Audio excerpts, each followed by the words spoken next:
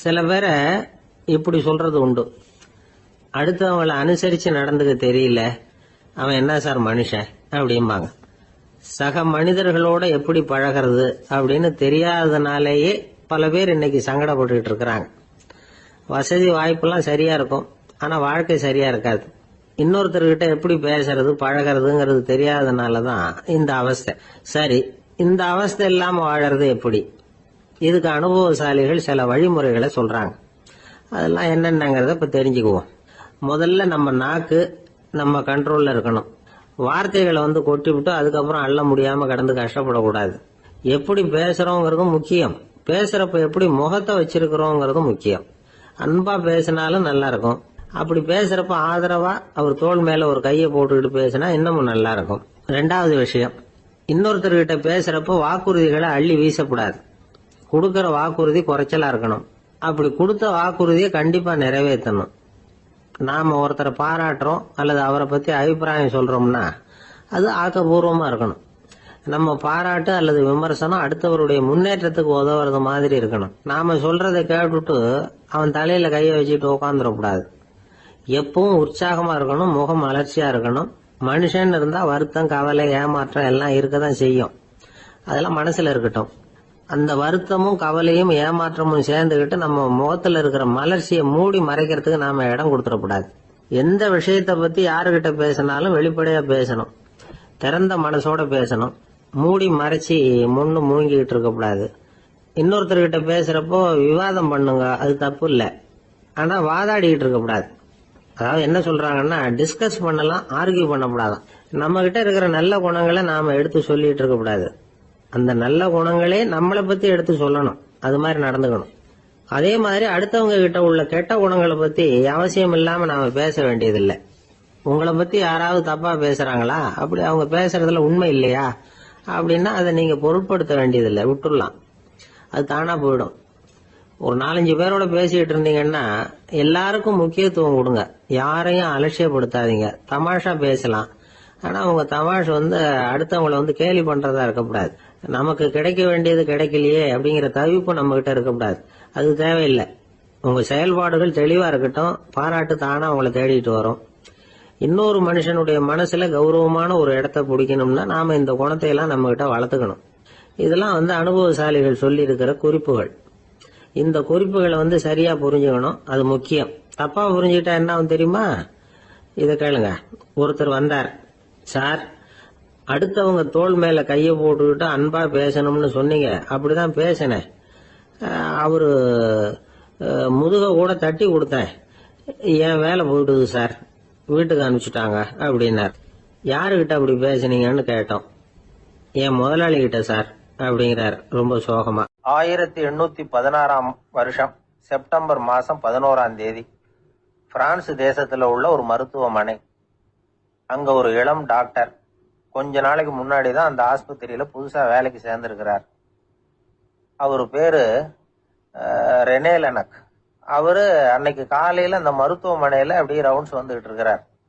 வார்டுல ஒரு படுக்கையில ஒரு இளம் பெண் படுத்திருக்கிறார். அந்த பொண்ணுக்கு இருதய நோயா இருக்கலாம்ங்கிறது மற்ற டாக்டர்கள் சந்தேகம். அந்த காலத்துல எல்லாம் ஒருத்தருடைய இருதய துடிப்பை தெரிஞ்சுக்கணும்னா நோயாளியின் மார்புல டாக்டர் காதை வச்சு பார்த்துதான் தெரிஞ்சுக்கிறது வழக்கம்.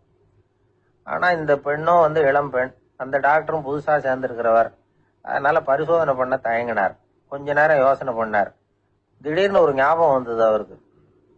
அதாவது அன்னைக்கு விடியற் காலையில தோட்டத்துல அப்படி வாக்கிங் போயிட்டு இருந்தப்போ சின்ன பசங்கள்லாம் ஒரு மரக்கட்டை வச்சு விளையாடிட்டு இருந்தாங்களாம். அதை அவர் பார்த்திருக்கிறார். அது என்ன விளையாட்டுனா, ஒரு நீளமான மரப்பலகை, அதுல ஒரு முனையில ஒரு பையன் தன்னுடைய காதை வச்சுக்கிட்டு இருக்கிறான், மறுமுனையில இன்னொரு பையன் அந்த மரப்பலகையை ஒரு ஆணியால கீறிட்டு இருக்கிறான். ஒரு முனையில ஆணியால கீறும் பொழுது மறுமுனையில காதை வச்சிருக்கிற பையனுக்கு அந்த சத்தம் துல்லியமா கேட்குது. அந்த டாக்டருக்கு காலையில பார்த்த இந்த விளையாட்டு ஞாபகத்துக்கு வந்துட்டு உடனே என்ன பண்ணாரு தெரியுமா? ஒரு நீளமான காகிதத்தை எடுத்தார், அதை அப்படியே உருளை மாதிரி உருட்டினார். ஒரு முனையை அந்த நோயாளியின் மார்புல இடது பக்கம் வச்சார், இன்னொரு முனையில தன்னுடைய காதை வச்சார். என்ன ஆச்சரியம்! நோயாளியின் மார்புல நேரடியா காதை வச்சு கேட்கறத விட துல்லியமா கேட்டது இதய துடிப்பு. இதய துடிப்பு மட்டும் இல்ல, மூச்சு இழுத்து விடுறது, திரவ பொருள்களின் அசைவு எல்லா சத்தமும் தெளிவா கேட்குது. கிரேக்க மொழியில ஸ்டெத்தாஸ் அப்படின்னா மார்பு, ஸ்கோப்பின் அப்படின்னா பார்ப்பதுன்னு அர்த்தம். அதனால டாக்டர் ரெனே லெனக் தான் கண்டுபிடிச்ச கருவிக்கு ஸ்டெத்தஸ்கோப் அப்படின்னு பேர் வச்சார். அவரே முதல் மாடலையும் செஞ்சார். அளவு ரொம்ப பெருசா இருந்தது, சுலபமா எடுத்துட்டு போகிறது கஷ்டம், அது அவ்வளவு கஷ்டமா இருந்தது அது. அதனால அவரே அதை அப்புறம் 2 பிரிவா தயார் பண்ணார். இது 2 துண்டையும் டாக்டர் தன்னோட கோட்டு பாக்கெட்ல வச்சுக்கலாம், தேவைப்படுறப்ப எடுத்து ஒன்னா சேர்த்துக்கலாம். இப்படிதான் அவர் ஆரம்பத்துல பண்ணார். தன்னுடைய இந்த கண்டுபிடிப்பை பத்தி அவர் ஒரு புத்தகம் எழுதினார். நிறைய வித்துது, புகழும் பணமும் சேர்ந்தது. பணமும் புகழும் சேர்ந்தது மாதிரியே அவருக்கு ஒரு நோயும் சேர்ந்தது. அது என்ன நோயின்னு கண்டுபிடிக்கிறதுக்கும் அவரு கண்டுபிடிச்ச கருவிதான் உபயோகப்பட்டுதான். அவரே அதை கண்டுபிடிச்சார். அவருக்கு வந்திருந்தது காச நோய். 1826 வருஷம் ஆகஸ்ட் மாசம் 13ஆம் தேதி உலகத்தின் முதல் ஸ்டெதஸ்கோப்பை கண்டுபிடிச்ச டாக்டர் ரெனே லெனக் காலமானார். அவர் சாகறதுக்கு முன்னாடி மரத்தால செஞ்சு வச்சிருந்த ஸ்டெதஸ்கோப்பை தனக்கு வேண்டியப்பட்ட ஒரு டாக்டர் கிட்ட கொடுத்து, என்னுடைய சொத்துக்கள்லயே ரொம்ப வசந்தது அப்படின்னு சொன்னாராம். அதுக்கப்புறம் 3 வெள்ளைக்காரங்க சேர்ந்து இந்த கருவியில சில மாற்றங்களை பண்ணாங்க. ஆனா 1829 லண்டன்ல டாக்டர் நிக்கோலஸ்ங்கிறவர் ஒரு காதால இதய துடிப்பை கேட்கறத விட டாக்டர் 2 காதாலையும் கேட்கறது தான் சரியா இருக்கும் அப்படின்னு ஒரு கருத்தை வெளியிட்டார். அதுக்கப்புறம் ரொம்ப காலம் கழிச்சு 1852 ஜார்ஜ் காமான் அப்படிங்கிறவர் ரப்பர் டியூப்களை உபயோகப்படுத்தி 2 காதாலையும் கேட்கற மாதிரி ஒரு புதிய வடிவத்தை அதுக்கு கொடுத்தார். அதுக்கு பிறகு அது படிப்படியா எவ்வளவோ மாற்றங்கள் இருந்தாலும் ஆரம்பத்துல டாக்டர் ரெனே லெனக் உருவாக்கின அடிப்படை மாடலை யாரும் மாற்றி அமைக்கலைங்கிறது தான் முக்கியமான விஷயம். நமக்கு தெரிஞ்ச ஒரு ஆஸ்பத்திரி, அதுல ஒரு நோயாளி, காலை நேரத்துல நர்ஸு அந்த பக்கமா போயிட்டு இருந்தாங்க. அதை பார்த்துட்டு ஒரு நர்ஸுன்னு கத்துறாரு. நர்ஸ் அவசரமா ஓடி என்ன விஷயம்னு கேட்டாங்க. சிஸ்டர், இங்க பாருங்க, உங்க டாக்டரை என் நெஞ்சில ஒரு காதை வச்சு கேட்டுக்கிட்டு இருக்கிறார் அப்படின்னார் நோயாளி. சிஸ்டர் பதட்டப்படாம, அதனால என்ன, இந்த டாக்டர் பழமையான விஷயங்கள்ல ரொம்ப நம்பிக்கை உள்ளவர், அதனால ஸ்டெதாஸ்கோப்பை உபயோகப்படுத்தாம காதை வச்சு கேட்கிறார், அது ஒன்றும் தப்பு இல்லை அப்படின்னாங்களாம். ஐயோ, அதுக்காக இல்லை சிஸ்டர், இவர் என் நெஞ்சு மேல தலையை வச்சது நேற்று ராத்திரி 9 மணி, இப்ப விடிஞ்சு போச்சு, இன்னமும் தலையை எடுக்கவே இல்லை, அதுக்காக தான் சந்தேகப்பட்டு உங்களை கூப்பிடுறேன் அப்படின்னாராம். ஒரு ஊர்ல ஒரு இளைஞன் இருந்தான். ஒரு நாள் அவன் ஒரு குருவை தேடிட்டு புறப்பட்டான். ஊரை விட்டு வெளியில் போனான். போகிற வழியில் ஒரு காடு. அந்த காட்டில் ஒரு மரத்தடியில் ஒரு பெரியவர் உட்காந்துருக்கிறார். அமைதியாக மௌனமாக அவர் அமர்ந்திருக்கிறார். இந்த பெரியவரை விசாரிக்கலாம், குருவை தேடி கண்டுபிடிக்கிறதுக்கு இவர் ஏதாவது ஒரு வழி சொல்லி கொடுப்பார் அப்படின்னு நினச்சிக்கிட்டு அவரை நெருங்கினான். ஐயா, எனக்கு ஒரு குரு தேவை, எங்கே கிடைப்பார், அவரை எப்படி அடையாளம் கண்டுபிடிக்கிறது, அதை பற்றி ஏதாவது விவரம் சொன்னீங்கன்னா நான் கண்டுபிடிச்சிக்குவேன் அப்படின்ட்டுருக்கான். பெரியவர் நிமிர்ந்து பார்த்தார். தம்பி, அது ரொம்ப சுலபம், அவர் வயசானவராக இருப்பார், என்னை விட சுமார் 30 வயசு அதிகமாக இருக்கும், அவர் ஒரு மரத்தடியில் தான் உட்காந்துருப்பார் அப்படின்ட்டுருக்கான். சரிங்க பெரியவரே, அது என்ன மாதிரியான மரம், எப்படி இருக்கும் அப்படின்னு கேட்டிருக்கான். பெரியவர் அந்த விவரங்களையும் சொல்லியிருக்கிறாரு. அது மட்டும் இல்லை, சந்திக்கிற நாள், நேரம், வினாடி முதற்கொண்டு எல்லா விவரங்களையும் துல்லியமாக சொன்னாராம். இவ்வளவு விவரங்களை இவரால் எப்படி சொல்ல முடியுது அப்படின்னு இவனுக்கு ஆச்சரியம். இருந்தாலும் அந்த பெரியவர் கடைசியாக ஒரு விவரம் சொன்னார். அது என்ன தெரியுமா, எப்படியும் நீ அவரை சந்திக்கிறதுக்கு ஒரு 30 வருஷம் ஆகும் அப்படின்னு சொல்லிவிட்டாராம். ரொம்ப நன்றிங்க பெரியவரே அப்படின்னு சொல்லிவிட்டு அந்த இளைஞன் புறப்பட்டுருக்கான். இப்போ அவனுக்கு குரு பற்றின விவரம் எல்லாம் கிடைச்சிட்டுது, சந்திக்கிற நேரமும் தெரிஞ்சுட்டுது. ஆனால் 30 வருஷம் அவரை தேடி அலைய வேண்டியிருக்குமே. அவன் தேட ஆரம்பித்தான். காடு மலை எல்லாம் சுற்றி அலைஞ்சான். பல வருஷங்கள் தேடினான், அழுத்து போயிட்டான். கடைசியில் அவனுக்கும் வயசாயிட்டுது. கடைசியில் தன்னுடைய சொந்த ஊருக்கே திரும்பி போயிட்டு இருந்தான். அங்கே ஒரு மரத்தடியில் அவன் தேடிக்கிட்டு இருந்த குருநாதர் கிடைச்சார். யார் அவருன்னா, 30 வருஷத்துக்கு முன்னாடி வழி சொல்லி கொடுத்தாருல அதே பெரியவர். அவருக்கு இப்போ 30 வயசு அதிகமாக இருந்தது. அதே மரம், அன்னைக்கு பெரியவர் சொன்ன அடையாளம் இப்போ பொருத்தமாக இருந்தது. இப்போ அந்த பெரியவர் சொன்னார், சரியாக வந்து சேர்ந்துட்டேன், வா, உனக்காக தான் நான் இவ்வளவு காலமும் காத்துக்கிட்டு இருந்தேன் அப்படின்னாராம். என்ன சொல்கிறீங்கன்னு இருக்கான். 30 வருஷத்துக்கு முன்னாடி என்கிட்ட வந்தியே, அப்போவே என் காலம் முடிஞ்சு போயிருந்தது, அப்போவே என்ன உனக்கு அடையாளம் தெரியல, அதனால் இவ்வளவு காலம் உனக்காக காத்துட்டு இருக்கும்படி ஆயிட்டுது அப்படின்னாராம். ஐயா, அப்போவே நீங்கள் சொல்லியிருக்கலாமே, இதுதான் 30 வருஷம் கழித்து நீ சந்திக்க போகிற இடம், நான் தான் உன்னுடைய குரு அப்படின்னு சொல்லியிருக்கலாமே அப்படின்ட்டுருக்கான். அந்த பெரியவர் சிரிச்சுக்கிட்டே இதுக்கு பதில் சொன்னாராம். நான் எவ்வளவோ விவரமாக தான் சொன்னேன், நீ சரியாக புரிஞ்சிக்கல. காரணம், அப்போ நீ போதுமான அளவுக்கு பக்குவம் பெற்றிருக்கவில்லை. அதனால புரியும் சக்தி இல்லாம போயிட்டுதப்போ 30 ஆண்டு காலம் நீ அலைஞ்சு திரிஞ்சிருக்கிற. அது காரணமா இப்போ உனக்கு அந்த பக்குவம் வந்துட்டுது. அதனாலதான் அடையாளம் காண முடிஞ்சது. நானே உன்னுடைய குரு அப்படின்னாராம். இதுல இருந்து என்ன தெரியுதுன்னா, ஆன்மீகத்துல மாணவனாக சேர்றதுக்கு கூட ஒரு பக்குவத்தன்மை தேவைப்படுது. ஒரு பெரிய ஞானி, அவர்கிட்ட சீடனா இருக்க ஒருத்தன் வந்தான், எதிரில் நின்னா. ஞானி அவனை வெகு நேரம் உற்று பார்த்தார். அப்புறம் சொன்னார், சீடனா இருக்கிறது ரொம்ப சிரமம்னார். நான் தயாரா இருக்கிறேன்னா. அது இன்னமும் சிரமமாச்சே, இங்கே குருவா இருக்கிறது மட்டுமே சுலபம் அப்படின்னாராம். அப்படின்னா நான் குருவாவே ஆயிடுறேன் அப்படின்னானா. இது போலவே இந்த காலத்துல கதை ஒன்று உண்டு. ஒரு பள்ளிக்கூடத்துல வகுப்பு ஆசிரியர் மாணவனை திட்டிக்கிட்டு இருந்தார். டேய், நீ 100க்கு 10 மார்க்கு தான் வாங்கிட்டு இருக்க.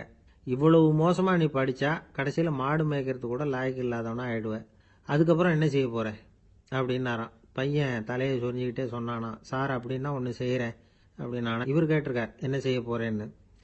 வேற என்ன சார், உங்களை மாதிரி ஒரு ஆசிரியர் ஆயிடுறேன் அப்படின்னானா. காசியில் இருக்கிற கடவுள் காசி விஸ்வநாதர், அங்க இருக்கிற தேவி காசி விசாலாட்சி. இவங்க 2 பேரும் ஒரு நாள் பேசிக்கிட்டு இருந்தப்போ கடவுள் சொன்னார், இந்த மனிதர்களை நாம ரொம்பவும் நம்பிக்கையோட தான் படைச்சிருக்கிறோம். இருந்தாலும் அவங்களுக்கு தான் நம்பிக்கை இல்லை, எதுலேயும் ஒரு உண்மையான நம்பிக்கை இல்லாமல் வாழ்ந்துகிட்டு இருக்கிறாங்க அப்படின்னார். என்ன அப்படி சொல்றீங்க? அதோ பாருங்க, எவ்வளவு பேர் காசியை தேடிட்டு கங்கையில் குளிச்சுக்கிட்டு இருக்கிறாங்க. அவங்கெல்லாம் நம்பிக்கை இல்லைன்னா இவ்வளவு தூரம் தேடிட்டு இங்கே குளிப்பாங்களா அப்படின்னு நாங்கள் தேவி. சரி, அதை சோதிச்சு பார்க்கலாம் அப்படின்னு 2 பேரும் முடிவு பண்ணிக்கிட்டாங்க. உடனே ஒரு திட்டம் போட்டாங்க. அது எப்படின்னா, நாம் 2 பேருமே பக்தர்கள் மாதிரி உருவத்தை மாற்றிக்கிட்டு கங்கை கரைக்கு போக வேண்டியது. நான் கங்கையில் இறங்கி குளிக்கிறேன். கொஞ்ச நேரத்தில் சுழலில் மாட்டிக்கிட்டது மாதிரி நடிக்கிறேன். நீ உடனே கரையிலிருந்து சத்தம் போடும், என்னோட வீட்டுக்காரரை யாராவது காப்பாற்றுங்களேன் காப்பாற்றுங்களேன்னு சத்தம் போடும். அதோட இன்னொன்று சொல்லு, யாராவது ஒரு புண்ணிய ஆத்மா அவர்கிட்ட போய் அவருடைய முடியை பிடிச்சி இழுக்கணும். அப்படி ஒரு சாபம் இருக்குது எங்களுக்கு. புண்ணிய ஆத்மா, அதாவது எந்த பாவமும் செய்யாத இல்லாத ஒருத்தர் தான் அவரை காப்பாற்ற முடியும். அப்படிப்பட்டவங்க யாராவது வெள்ளத்தில் குதிச்சு என்னுடைய கணவரை காப்பாத்துங்கோ அப்படின்னு நீ சத்தம் போடு, கூச்சல் போடு, என்ன நடக்குதுன்னு பார்க்கலாம் அப்படின்னாரு கடவுள். சரின்னு சொல்லி 2 பேருமா சாதாரண பக்தர்கள் மாதிரி கங்கை கரைக்கு சேர்ந்தாங்க. அவர் இறங்கி குளிச்சார். திட்டம் போட்டது மாதிரியே சுழலில் மாட்டிக்கிட்டது மாதிரி கத்துனார். கரையில் இருந்த அந்த அம்மா, ஐயோ என் கணவரை காப்பாத்துங்களேன், யாராவது காப்பாத்துங்களேன்னு கத்துனாங்க. பல பேர் ஓடி வந்தாங்க. உடனே இவங்க, பாவம் இல்லாத புண்ணிய ஆத்மா ஒருத்தரால தான் என்னுடைய கணவர் காப்பாற்றப்படணுங்கிறது விதி, அப்படி ஒரு சாபம் இருக்கு, அதனால புண்ணிய ஆத்மா யாராவது அவர்கிட்ட போய் அவர் முடியை பிடிச்சி தூக்கினா அவரை காப்பாற்றி கொள்ளலாம் அப்படின்னாங்க. இவங்க இப்படி சொன்னதும் எல்லாரும் திகைச்சு போய் நின்றுட்டாங்க. ஒவ்வொருத்தருக்கும் அவங்க செஞ்ச பாவம்லாம் ஒவ்வொன்றா ஞாபகத்துக்கு வர ஆரம்பிச்சுட்டுது. சரி, இதுக்கு நாம லாயக்கு இல்லை அப்படின்னு சொல்லி ஒதுங்கி போக ஆரம்பிச்சிட்டாங்க எல்லாம். இந்த சமயத்தில் யாரோ ஒருத்தர் வேகமாக ஓடி வந்தார். ஆற்றுல குதிச்சார்.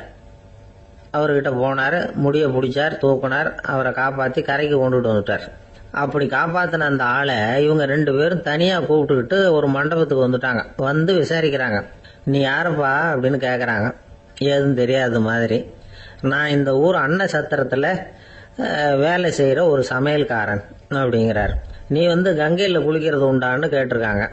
நான் இந்த ஊர்லேயே தான் இருக்கிறேன், இருந்தாலும் தினமும் கங்கையில் குளிக்கிறது இல்லை, எப்பாவது ஒரு நாள் அங்கே குளிப்பேன் அப்படின்னார். கங்கையில் மூழ்கி எழுந்திரிச்சா பாவம்லாம் தொலையும்னு சொல்கிறாங்க. அப்படி இருக்கிறப்போ அங்கே இன்னைக்கு கங்கையில் குளிச்சுக்கிட்டு இருக்கிறவங்கெல்லாம் தங்களை புண்ணிய ஆத்மாவா நினைக்கல.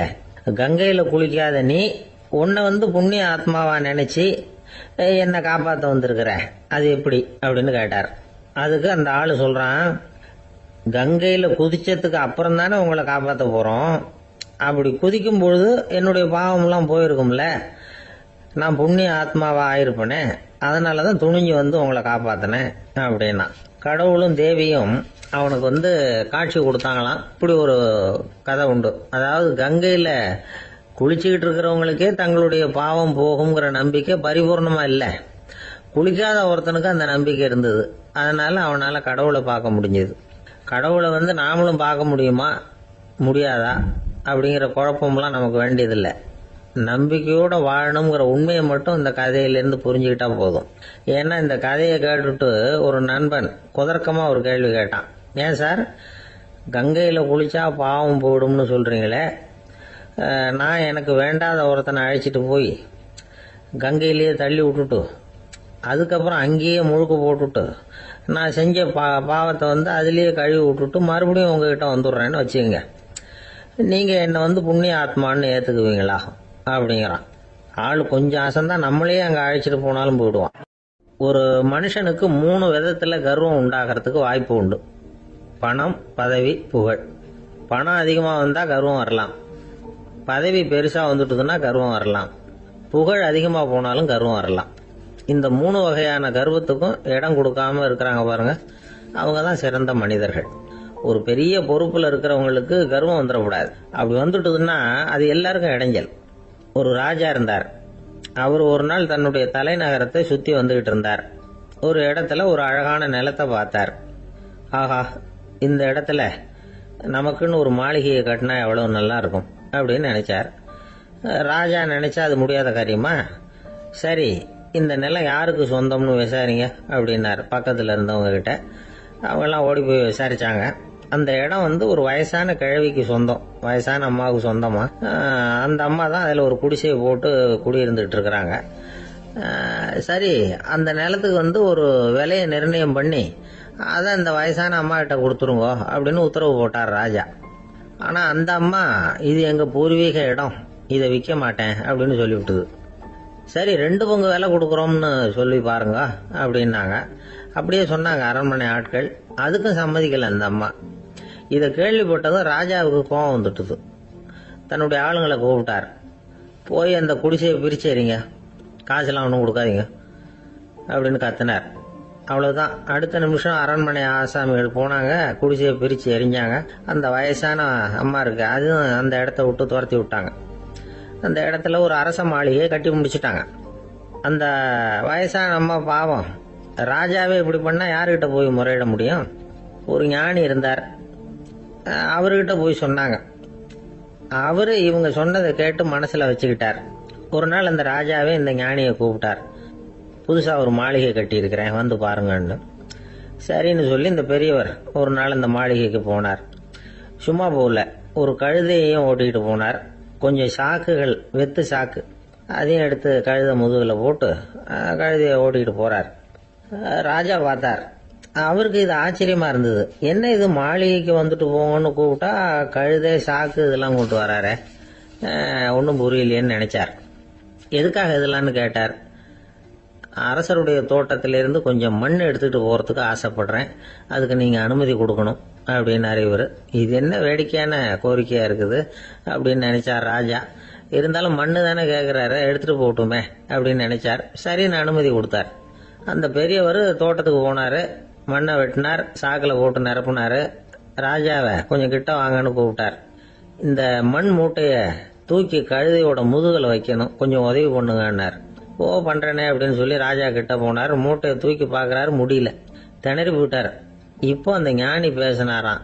அரசே, இந்த ஒரு சாக்கு மண்ணையே உங்களால் தூக்க முடியல, அந்த கிழவிகிட்ட இருந்து அந்த அக்கிரமமா அபகரிச்ச இந்த தோட்டம் பூராவையும் சுமக்கணும்னு ஆசைப்படுறீங்களே, அது உங்களால் முடியுமா அப்படின்னு கேட்டாராம். ராஜா யோசனை பண்ண ஆரம்பித்தார். தன்னுடைய செயலுக்காக வருத்தப்பட்டாராம். அந்த வயசான அம்மாவை உடனடியாக வரவழைச்சார். தாயே, தப்பு பண்ணிட்டேன், என்னை மன்னிச்சுக்குங்க, இன்னையிலேருந்து இந்த மாளிகையும் தோட்டமும் உங்களுக்கு தான் சொந்தம் அப்படின்னு சொல்லிவிட்டாராம்.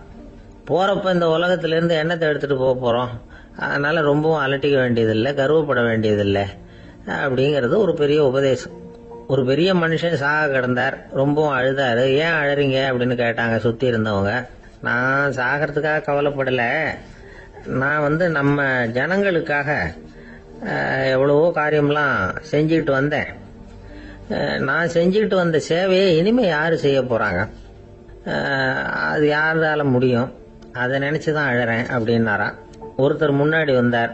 அதுக்காக நீங்கள் கவலைப்படாதீங்க, உங்கள் சேவையை தொடர்ந்து செய்யறதுக்கு என்ன மாதிரி இளைஞர் பட்டாலும் தயாராக இருக்குது, இருந்தாலும் எங்க கவலை என்னன்னா அப்படின்னு இழுத்தார். என்ன சொல்லுங்கன்னு கேட்டார் அவர். நீங்க இதுவரைக்கும் என்ன சேவை செஞ்சுக்கிட்டு வந்தீங்க, அதுதான் எங்களுக்கு இன்னமும் புரியாத புதிரா இருக்கு அப்படின்னாராம் அவரு. ஒரு நண்பர் சினிமா படம் தயாரிக்கிறவர், அவர்கிட்ட ஒரு நாள் பேசிக்கிட்டு இருந்தேன். அது எப்படி சார், நீங்க எடுக்கிற எந்த படமும் கையை கடிக்காத அளவுக்கு எடுத்துடுறீங்களே, அது எப்படின்னு கேட்டேன். அது ஒன்றும் பெரிய விஷயம் இல்லை சார். பெண்களுக்குன்னு சில உருக்கமான காட்சிகள், இளைஞர்களுக்குன்னு சில நடனங்கள், அடிதடி காட்சிகள், அப்புறம் வயசானவங்களுக்குன்னு சில ஆன்மீக காட்சிகள், சின்ன பிள்ளைங்களுக்கு சிரிப்பு, இப்படி எல்லாமும் சேர்த்து நான் படம் எடுக்கிறேன். மசாலா படம்னு பேரு. இது ரொம்ப பெருசா இல்லைன்னாலும் ஓரளவுக்கு சுமாரா ஓடிரும், கையை கடிக்காது அப்படின்னார். இது ஒரு உத்தி. சில பத்திரிகை ஆசிரியர்களும் இந்த உத்தியை கையாளுறது உண்டு. இந்த உத்திக்கு பார்னம் உத்தி அப்படின்னு பேரு. பார்னம் எஃபெக்ட் அப்படின்னு சொல்லுவாங்க. அதாவது ஃபீனியஸ் டி பார்னம் அப்படின்னு ஒருத்தர் அமெரிக்காவில் இருந்தாராம். அதாவது 19ஆம் நூற்றாண்டுல அமெரிக்காவில் கொடிகட்டி பறந்த ஒரு சர்க்கஸ் நிறுவனத்தின் அதிபர் அவர். இந்த உலகத்துல ஒவ்வொரு நிமிஷமும் ஒரு ஏமாளி பறந்துகிட்டே இருக்கிறான் அப்படிங்கிறது அவருடைய சித்தாந்தம். ஒவ்வொருத்தரையும் திருப்திப்படுத்துற அளவுக்கு அம்சங்களை கொஞ்சம் கொஞ்சமா கலந்து கேளிக்கை நிகழ்ச்சிகளை நடத்தினதுதான் அவருடைய மகத்தான வெற்றிக்கு காரணம். அதனால அந்த உத்தியை யாரு கடைபிடிச்சாலும் சரி, அதுக்கு பார்னம் உத்தி அப்படின்னு பேர் வந்துட்டுது. ஜோசியம் சொல்றவங்களுக்கும் இந்த உத்தி தான் கை கொடுக்குது. ஒரு விஷயத்த ஒருத்தருடைய கோள் நிலைகள் அல்லது கையெழுத்து நிரூபிக்கிறதாக அவர்கிட்ட சொன்னா அதை அவர் நம்பிவிடுவார். ஆனா அந்த விஷயம் நல்லதா இருக்கணும், நேர்மையானதா இருக்கணும், அதாவது பாசிட்டிவா இருக்கணும். 8ஆம் இடத்துல குரு, 9ஆம் இடத்துல சனி, நீங்க ஒரு பெரிய மேதை தான் அப்படின்னு சொல்லுவாங்க. கேட்கறவங்களுக்கு அதை மறுக்கிறதுக்கு மனசு வராது. அப்படி சொல்லும் பொழுது கூடவே என்ன கொஞ்சம் முன்கோபம் அதிகமா இருக்கும், இருந்தாலும் அது உடனே மறைஞ்சிரும் அப்படின்னு சில அற்ப விஷயங்களையும் சொன்னாலும் அதையும் சரிதான்னு சொல்லி ஒத்துக்குவாங்க. ஆளுமையை எடை போடுகிற ஒரு நிறுவப்பட்ட உத்தியின் மூலமாக தன்னுடைய குணாதிசயங்கள் கண்டுபிடிக்கப்பட்டதாக அவர் நம்புறதுதான் இதுக்கு காரணம். இந்த மாசம் பணத்தட்டுப்பாடு கொஞ்சம் இருக்கும், உடம்புல ஏதாவது கொஞ்சம் அசௌகரியம் இருக்கும், வீட்டுக்குள்ள லேசா மனஸ்தாபம் வரலாம், இது மாதிரி பொதுப்படையா சிலதை சொன்னாலே போதும், மக்களை நம்ப வச்சுடலாம். இதெல்லாம் நமக்கு மட்டும்தான் ஏற்படுது அப்படின்னு சொல்லி அவங்க நினைக்கிறது தான் காரணம். இதுதான் பார்னம் உத்திங்கிறது. மனிதர்கள் பாராட்டுகளை விரும்புறதும் விமர்சனங்களை வெறுக்கிறதும் பார்னம் உத்தியின் அடுத்த கூறு. அதனால ஒருத்தருக்கு ஜோசியம் சொன்னாலும் சரி, அவருடைய ஆளுமையை மதிப்பிடுறதாக இருந்தாலும் சரி, அவரை புகழற மாதிரி இருந்தாலும் சரி, அப்படி இருந்தாதான் அது சரியா இருக்கும். சாதகமான விஷயங்களை அதிகமாகவும் பாதகமான விஷயங்களை நாசூக்காவும் சொன்னா மக்கள் அதை நம்பிடுவாங்க. ஒருத்தரை கருமின்னு சொன்னா ஏத்துக்க மாட்டார். அதையே கொஞ்சம் மாத்தி நீங்க கொஞ்சம் சிக்கனமான ஆசாமி அப்படின்னு சொன்னா நீங்க சொல்றது சரிதான் சார் அப்படிம்பார். நீங்க பெரிய செலவாளி தான், இருந்தாலும் நல்ல விஷயங்களுக்கு தான் செலவழிப்பீங்க அப்படின்னு சொல்லணும். இப்படி இந்த பார்னம் உத்தியை கடைபிடிச்சு இன்னைக்கு வெற்றிகரமா காலம் தள்ளுறவங்க நிறைய பேர் இருக்கிறாங்க. இந்த உலகத்துல ஒவ்வொரு நிமிஷமும் ஒரு ஏமாளி பறந்துகிட்டே இருக்கிறான் அப்படிங்கிறது தான் ஃபீனியஸ் பார்னம் அவர்களுடைய நம்பிக்கை. அதை விட அடுத்தவங்களை ஏமாளியா நினைக்கிற மனுஷர்கள் தான் இன்னைக்கு உலகத்துல ரொம்ப அதிகம். ஒருத்தர் தன்னுடைய மேல் அதிகாரி கிட்ட போய், ஐயா ஒரு நாள் லீவு வேணும், என் தங்கச்சிக்கு கல்யாணம் அப்படின்னார். அவரு பார்த்தார், ஒரு 10 நிமிஷம் வெளியில இருங்கன்னார். 10 நிமிஷம் கழிச்சு கூப்பிட்டார், இத பாருங்க நீங்க சொல்றது பொய், இப்போ உங்க தங்கச்சிக்கு போன் பண்ணேன், அவங்க தனக்கு 2 வருஷத்துக்கு முன்னாடியே கல்யாணம் ஆயிட்டதாக சொல்றாங்க அப்படின்னார். உடனே இவரு சொன்னார், சார் இப்போ நீங்க சொல்றதும் பொய்யாதான் இருக்கணும், ஏன்னா நிஜமா எனக்கு ஒரு தங்கச்சியே கிடையாது அப்படின்னார். ஒரே ஒரு ஊர்ல ஒரு ராஜா இருந்தார். அவர் பேர்ல மக்களுக்கு ரொம்ப மரியாதை. அவ்வளவு நல்லா ஆட்சி புரிஞ்சுக்கிட்டு வந்தார். அவருக்கு வயசாயிட்டுது. அதனால ஒரு நாள் அமைச்சரை கூப்பிட்டார், இத பாருங்க எனக்கு வயசாயிட்டுது, அதனால இந்த அரச பொறுப்பை எல்லாம் நீங்க ஏத்துக்குங்க அப்படின்னார். அதுக்கப்புறம் ராணியை கூப்பிட்டார், வா நாம இனிமே இங்க இருக்க வேணாம், காட்டுக்கு போய் தவம் பண்ணலாம் அப்படின்னு கூப்பிட்டார். இந்த செய்தி மக்களுக்கு அறிவிக்கப்பட்டது. மக்கள் உடனே கூட்டம் கூட்டமா அரண்மனைக்கு வர ஆரம்பிச்சுட்டாங்க. மன்னரை போய் பாக்குறாங்க. அரசே, தாங்கள் எங்களுக்கு தந்தை மாதிரி, நீங்க காட்டுக்கு போயிட்டா நாங்கள்லாம் இங்க எப்படி இருக்க முடியும், எங்களுக்கெல்லாம் எந்த துன்பமும் இல்லாம பாத்துக்கிட்டு வர்றீங்க, இது மாதிரியான ஒரு அரசாட்சி இல்லைன்னா மக்கள் வாழ்ந்து என்ன பயன் அப்படின்னாங்க. இருந்தாலும் என்ன பண்றது, வயசாயிட்ட காரணத்தினால இந்த முடிவுக்கு வர வேண்டி இருக்குது அப்படின்னாரா ராஜா. அப்படின்னா நீங்க காட்டுக்கு போக வேணாம், நாங்க போறோம். நாங்க அங்க போய் தவம் பண்றோம், வழிபாடு பண்றோம், கடவுள் வருவார், அவர்கிட்ட வரம் வாங்கிட்டு வந்துடுறோம் அப்படின்னாங்களாம். அப்படி சொல்லிவிட்டு உடனே எல்லாரும் காட்டுக்கு போனாங்க. நாட்டு மக்கள் எல்லாரும் ஒட்டு மொத்தமா வந்து காட்டுல உட்காந்துக்கிட்டு தவம் பண்றத பார்த்தார் கடவுள். உடனே புறப்பட்டு வந்தார். எல்லாரும் இப்படி வந்து உட்கார்ந்து இருக்கிறீங்களே, என்ன வேணும் உங்களுக்கு அப்படின்னு கேட்டார்.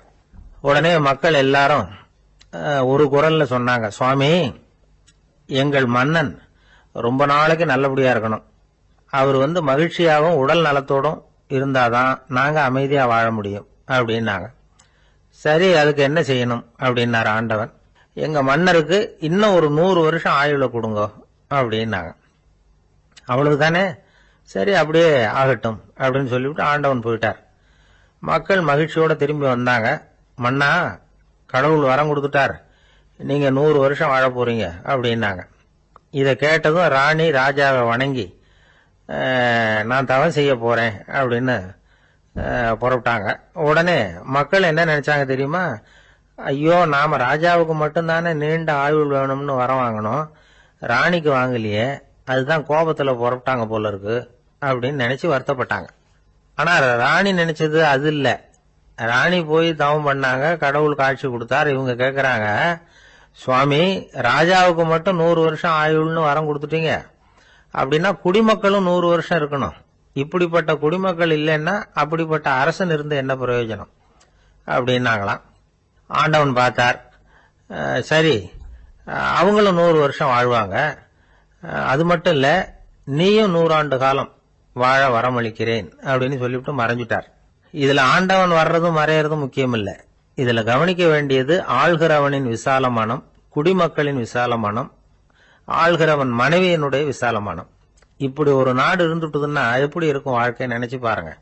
அதனாலதான் பெரியவங்க எல்லாம் சொல்றாங்க, இதய வாசல் திறந்தே இருக்கணும், இதயத்தின் கதவுகளை மூடாதீங்க அப்படின்னு சொல்லுவாங்க. என்கிட்ட ஒருத்தர் சொன்னார், என்னுடைய இதய வாசல் எப்பவும் திறந்தே தான் இருக்குதுன்னார். எதனால் அப்படி சொல்றீங்க அப்படின்னு கேட்டோம். டாக்டரே சொல்லிவிட்டார், என்னுடைய இதயத்துல ஒரு ஓட்டை இருக்குது அப்படின்னு, வாழ்வு சரியில்லையா அப்படிங்கிறார். ராமகிருஷ்ணர் வாழ்ந்த காலத்துல நடந்த ஒரு நிகழ்ச்சி இது. அப்போ ஒரு ஓவியர் இருந்தாராம். அவருக்கு ஒரு ஆசை, ராமகிருஷ்ணர் படத்தை வரையணும், அதை அவர்கிட்டயே கொண்டுட்டு போய் காட்டி அபிப்பிராயம் கேட்கணும். இதுதான் அந்த ஓவியரின் ஆசை. உடனே ராமகிருஷ்ணர் படத்தை வரைஞ்சி முடிச்சார். அதை எடுத்துக்கிட்டு போனார். இவர் போன சமயம் அங்க ராமகிருஷ்ணர் சீடர்களோட உட்கார்ந்துருக்கிறார். விவேகானந்தர் அங்க இருக்கிறார். இந்த ஓவியர் கொண்டுகிட்டு போய் தான் வரைந்த ஓவியத்தை அவர்கிட்ட காட்டினார். ராமகிருஷ்ண பரமஹம்சரின் ஓவியத்தை ராமகிருஷ்ணர்கிட்டயே காட்டுறார். ராமகிருஷ்ணர் என்ன பண்ணார் தெரியுமா? அந்த படத்தை பார்த்தார். உடனே அது காலை தொட்டார். குருதேவருடைய இந்த செயல் சீடர்களுக்கு ரொம்ப வியப்பை உண்டு பண்ணிச்சு. சில பேர் மனசுக்குள்ளேயே ரொம்ப குழம்பி போக ஆரம்பிச்சுட்டாங்க, என்ன இப்படி பண்றாருன்னு.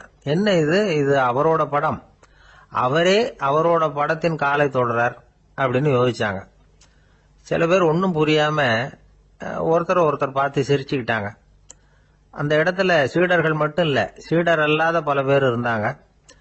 தன்னுடைய காலை தானே தொடர இவருடைய செயல் பற்றி என்ன நினைக்கிறது அப்படின்னு அவங்களும் குழம்பி போய் நிக்கிறாங்க. அந்த படத்தை வரைஞ்சி அவர்கிட்ட காட்டின அந்த ஓவியருக்கும் அதிர்ச்சி. இருந்தாலும் அவர் சீடர் கிடையாது. அதனால கொஞ்சம் துணிச்சலை வர வச்சுக்கிட்டு கேட்டார், என்னங்க இது, என்னால என்னுடைய கண்களையே நம்ப முடியல, இது உங்க சொந்த உருவப்படம், நீங்க உங்க சொந்த கால்களையே தொடறீங்க, இது எங்களுக்கு கொஞ்சம் சங்கடமா இருக்குதே அப்படின்னார். ராமகிருஷ்ணரின் கண்கள்ல ஆனந்த கண்ணீர் வழிஞ்சுதான். அவர் சொன்னாராம், இது என்னோட படம்ங்கிறது எனக்கு தெரியும், ஆனா இது என்னோட படம்ங்கிறதுனால நான் இதோட காலை தொடல, நீ என்னுடைய சமாதி நிலைய இந்த படத்துல படம் பிடிச்சு காட்டியிருக்கிற, அதனால அதோட காலை தொடறேன். சமாதி நிலையில யார் இருந்தாலும், அது என்னுடைய படமா இருந்தாலும் சரி அல்லது வேற யாருடைய படமா இருந்தாலும் சரி, படம் யாருதுங்கிறது முக்கியம் இல்ல. இதுல எது முக்கியம்னா அது தன்னை உணர்ந்த ஒரு உணர்நிலையின் படம். அப்படி இருக்கிறப்போ அதோட காலை நான் தொடணும். அதுக்கு நீங்க எல்லாரும் ஏன் சங்கடப்படுறீங்கன்னு எனக்கு தெரியல அப்படின்னாராம். இப்பதான் அங்க இருந்து சீடர்களுக்கும் மற்றவங்களுக்கும் விவரம் புரிஞ்சுதான். இதுக்கு முன்னாடி யாரும் செய்யாததை இவர் செஞ்சிருக்கிறார், ஆனா அவருடைய காரணம் ரொம்ப நியாயமானது அப்படிங்கறத உணர்ந்தாங்களாம். இதுவரைக்கும் ஆன்மீகத்துல சமாதி நிலை, அதாவது தன்னை உணர்ந்த நிலை பற்றி புரிஞ்சுக்கிட்டோம். இல்லறத்துல ஏற்படக்கூடிய சமாதி நிலை பற்றி உங்களுக்கு தெரியுமா? ஒரு அம்மா டாக்டர் கிட்ட வந்து சொன்னாங்களாம், டாக்டர், என் வீட்டுக்காரருக்கு உடம்புல ஏதோ கோளாறுன்னு நினைக்கிறேன். நான் எவ்வளவு நேரம் பேசினாலும் காதுல விழாத மாதிரி உட்கார்ந்துருக்கிறார் அப்படின்னு ஆகலாம். அதுக்கு அந்த டாக்டர் சொன்னாராம், அம்மா, அது உடம்பு கோளாறு இல்ல, அது ஒரு பெரிய திறமை அப்படின்னாராம். ஒரு கடற்கரை ஓரம், அங்க ஒரு சின்ன கிராமம். அந்த கிராமத்துல ஒரு சின்ன பள்ளிக்கூடம். கடற்கரை ஓரத்துல உள்ள ஒரு விடுதியில ஓய்வுக்காக ஒருத்தர் வந்து தங்கி இருக்கிறார். பள்ளிக்கூடத்துல ஏதோ விழா நடக்கிறது மாதிரி தெரிஞ்சது. உடனே அவர் அந்த பக்கமா வந்தார். இங்க என்ன நடக்குதுன்னு விசாரிச்சார். பள்ளி ஆண்டு விழா நடக்குதுன்னாங்க. உடனே போனார். கண்காட்சி ஒன்று வச்சிருந்தாங்க. உள்ள போய் பார்த்தார். பள்ளிக்கூடத்தில் படிக்கிற மாணவர்களே சொந்தமா தயார் பண்ண பொருள்களை காட்சிக்கு வச்சிருக்கிறாங்க. அந்த ஊர் மக்கள்லாம் அதை கூட்டம் கூட்டமா போய் பார்த்துக்கிட்டு இருக்கிறாங்க. இவரும் ஆர்வமா அதையெல்லாம் பார்த்துக்கிட்டே போறார். ஒரு இடத்துல ஒரு சின்ன ரயில் செஞ்சு வச்சிருந்தாங்க, மாணவர்களே தயார் பண்ணது. மின்சாரத்தால் அது ஓடுறது மாதிரி பண்ணி வச்சிருந்தாங்க. அதுல ஒரு சின்ன பொத்தான் இருக்கும், அது அமுக்குனா ரயில் ஓடும், சுத்தி சுத்தி வரும். மாணவர்கள் எதிரில் நின்று அதுக்கு விளக்கம் கொடுத்துக்கிட்டு இருக்கிறாங்க. இவரு அதை கவனிச்சார். ரயில் ஓடுறத பார்த்தார். அங்க நின்றுகிட்டு இருந்த மாணவர்கள் கிட்ட விளையாட்டா கேட்டார், ஏன்பா இந்த ரயில் எதனால ஓடுது அப்படின்னு கேட்டார். இவரு சக்தியினால ஓடுது அப்படின்னாங்க மாணவர்கள். அது என்ன சக்தின்னு கேட்டார். அதுக்கு பேரு மின்சாரம் அப்படின்னாங்க. சரி, நீங்க மின்சாரத்தை பார்த்துருக்கிறீங்களா அப்படின்னார். நாங்க பார்த்தது இல்லைங்க, ஆனா இதை செய்யறதுக்கு எங்களுக்கு உதவி பண்ண ஆசிரியர் ஒரு பட்டதாரி, ஒரு கால் அவர் பார்த்துருக்கலாம் அப்படின்னாங்க. அவர் எங்க இருக்காருன்னு கேட்டார். இதோ அழைச்சிட்டு வர்றோம்னு ஓடினாங்க. அவர் அழைச்சிட்டு வந்தாங்க. அவர்கிட்ட ஒரு பெரியவர் கேட்டார், மின்சாரத்தை நீங்க பார்த்துருக்கிறீங்களா அப்படின்னு. மின்சாரத்தை பார்க்கறதாவது நான் பார்த்ததே இல்லை. நான் பார்த்தது அது செயல்படுற விதத்தை தான். அது விளக்க வந்து எரிய வைக்குது, ரயில ஓட வைக்குது, இது மாதிரி எத்தனையோ எந்திரங்களை வந்து செயல்பட வைக்குது. ஆனா உண்மையிலேயே அது என்னன்னு எனக்கு தெரியாது. ஒருவேளை இந்த பள்ளிக்கூடத்து தலைமை ஆசிரியருக்கு தெரிஞ்சிருக்கலாம், ஏன்னா அவர் ஒரு மேல்நிலை பட்டதாரி அப்படின்னாராம் அவரு. சரின்னு போய் தலைமை ஆசிரியரை கூப்பிட்டுக்கிட்டு வந்தாங்க. அவர்கிட்டயும் இதே கேள்வி கேட்டாராம் அவரு. மன்னிக்கணும், இந்த கேள்வி இதுவரைக்கும் யாரும் என்கிட்ட கேட்டதில்ல. சக்தியை யாரும் பார்க்க முடியாது, ஆனா அது செயல்படும் விதத்தை தான் பார்க்க முடியும் அப்படின்னாராம் அவரு. இப்போ இதுவரைக்கும் கேட்டுக்கிட்டு இருந்த பெரியவர் சிரிச்சார். சிரிச்சுட்டு சொன்னாராம், சரி, அதுக்காக ஒன்றும் கவலைப்படாதீங்க, என்னுடைய பெயர் தாமஸ் ஆல்வா எடிசன் அப்படின்னாராம். இதை கேட்டதும் அங்க இருந்தவங்களுக்கெல்லாம் அதிர்ச்சி, ஆச்சரியம். என்னது, நீங்க தானா எடிசன்? நீங்க எவ்வளவு மின்சார கருவிகளை உண்டாக்கி இருக்கிறீங்க, நீங்களா இந்த கேள்வி கேட்டது அப்படின்னாங்களாம். ஆமா, நான் தான் கேட்கிறேன், ஏன்னா நானே மின்சாரத்தை பார்த்தது கிடையாது அப்படின்னாராம் அவரு. அன்புங்கிறது இப்படிப்பட்டதுதாங்கிறார் ஓஷோ. அன்புங்கிறது நம்ம உடற்கூறு அமைப்பில் இல்லை, அது நம்ம உடம்புல உள்ள சுத்த சக்தியின் வெளிப்பாடு. அதை உணரத்தான் முடியுமே தவிர பார்க்க முடியாது.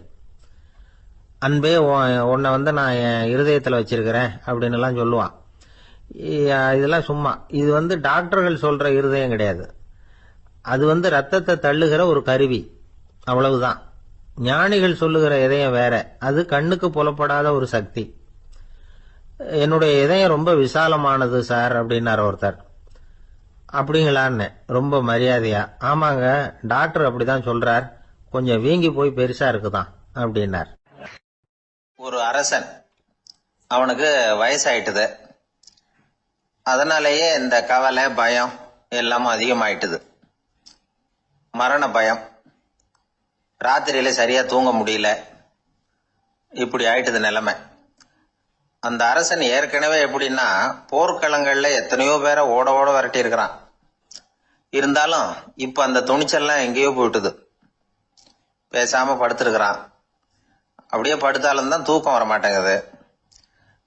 என்ன பண்ணலாம்னு யோசிச்சான் இந்த மன்னன். உடனே எல்லா அமைச்சர்களையும் கூப்பிட்டான். எனக்கு வந்து நிம்மதி இல்லை, எதை நினைச்சாலும் பயமா இருக்கு, எனக்கு ஒரு ஆலோசனை சொல்லுங்க அப்படின்னா. என்ன ஆலோசனை வேணும் அப்படின்னு சொல்லி கேட்டாங்க. எனக்கு ஒரு நெருக்கடியான சந்தர்ப்பம் ஏற்பட்டு போச்சுன்னு வச்சுக்கோங்க. அந்த நேரத்துல நீங்க யாருமே என் பக்கத்துல இல்ல ஆலோசனை சொல்றதுக்கு அப்படின்னா, அந்த சமயத்துல எனக்கு உபயோகப்படுற மாதிரி ஒரு வாசகம், பொன்மொழி ஏதாவது சொல்லுங்க, அத நான் என்னுடைய வைர மோதிரத்துக்கு அடியில பதிச்சு வச்சுக்கிறேன் அப்படின்னார். தேவைப்படுறப்ப உதவும் அப்படிங்கறதுனால. அவர் போட்டிருந்த மோதிரமும் அதுக்கு தகுந்த மாதிரியே திறந்து மூடுறது மாதிரி அமைஞ்சிருந்தது. ஏதாவது வாசகம் எழுதுனா உள்ற வச்சுக்கலாம், அதுக்கான வசதி அதுல இருந்தது. அமைச்சர்கள்லாம் யோசனை பண்ணாங்க, இது மாதிரி ராஜா கேட்கிறாரே என்ன வாசகம், அதாவது பொன்மொழி சொல்லலாம் அப்படின்னு எல்லாரும் யோசனை பண்ணாங்க.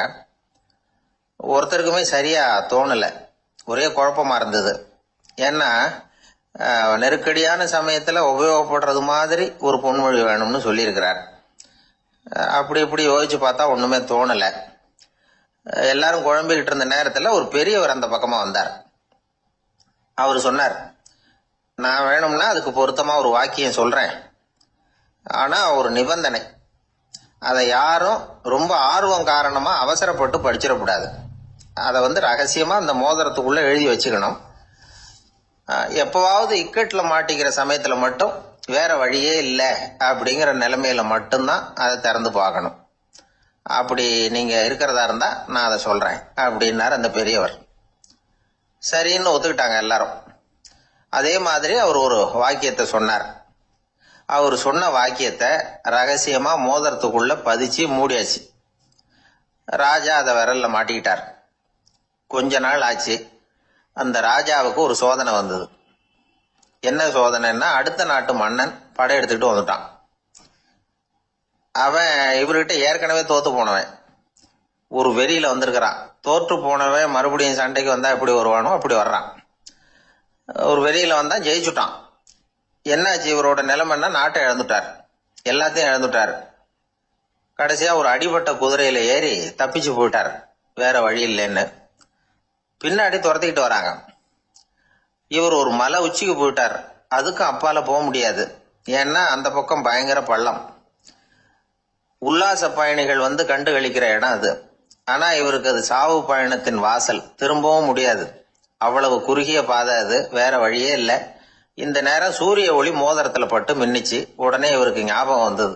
மோதிரத்தை திறந்து படிக்கிறார். அதுல இருந்த வாசகம், இந்த நிலையும் மாறிவிடும், this too will pass away. அவருக்கு ஒரு தைரியம் வந்தது. பின்னாடி வந்தவங்களும் திசை மாறி வேற எங்கேயோ தேடி போயிட்டாங்க. அவங்க விரட்டிக்கிட்டு வரலன்னா இவ்வளவு அழகான ஒரு இடம் இருக்கிறதே எனக்கு தெரியாம போயிருக்குமேன்னு நினைச்சார். இவ்வளவு அழகை ரசிக்கிறதுக்காக ஒரு நாட்டையே கூட இழக்கலாம்னு தோணுச்சு அவருக்கு. அமைதியா அந்த அழகை ரசிச்சார். எதிரிகள்லாம் எங்கேயோ போயிட்டாங்க.